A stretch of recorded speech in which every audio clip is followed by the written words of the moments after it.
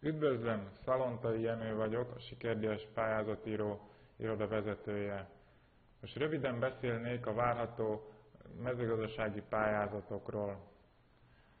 Ugye ezek még nem jöttek ki, az Unióban van a főprogram elfogadása, de azért sok mindent lehet tudni róla. Vágjunk is bele.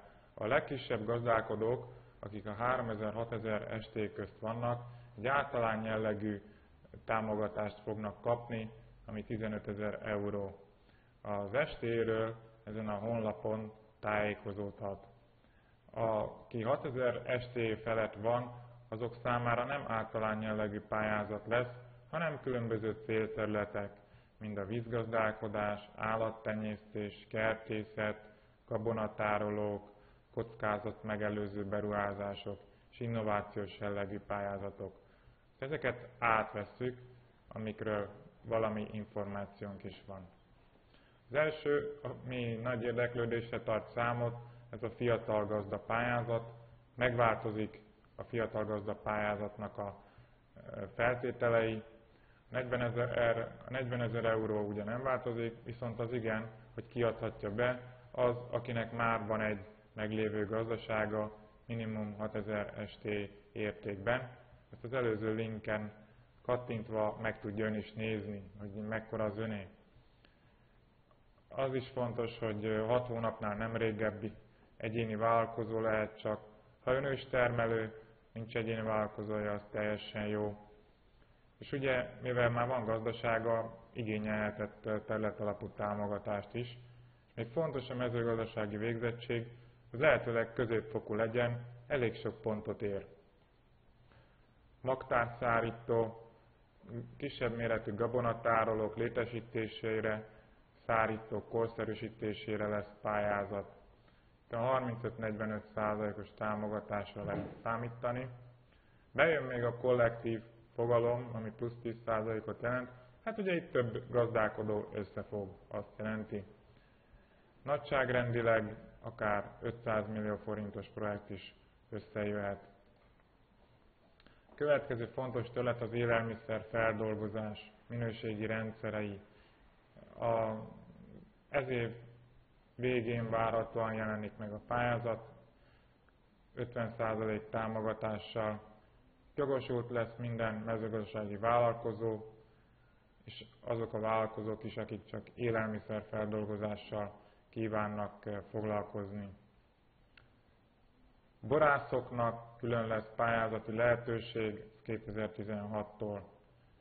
Itt az élelmiszer feldolgozóknál értéknövelés, hatékonyságnövelés, amit nézni fognak.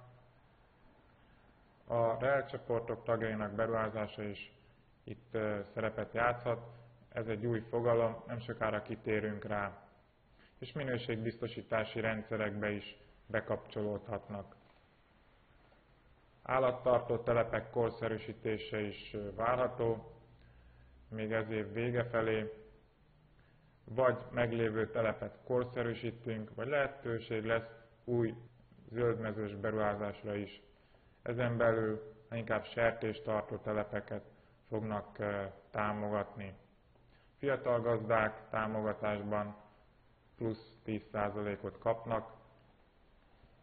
Kertészeti ágazat szintén kiemelt lesz.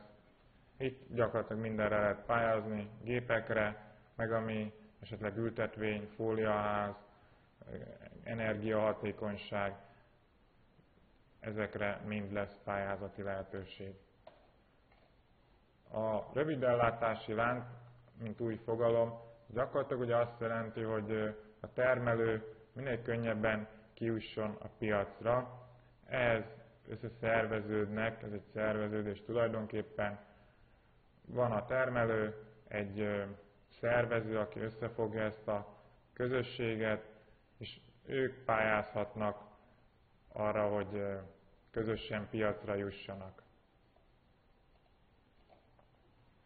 A mezőgazdasági tevékenységek mellett fontos a nem mezőgazdasági tevékenységek is, hogy a vidéken élőknek a megélhetését az is segíti.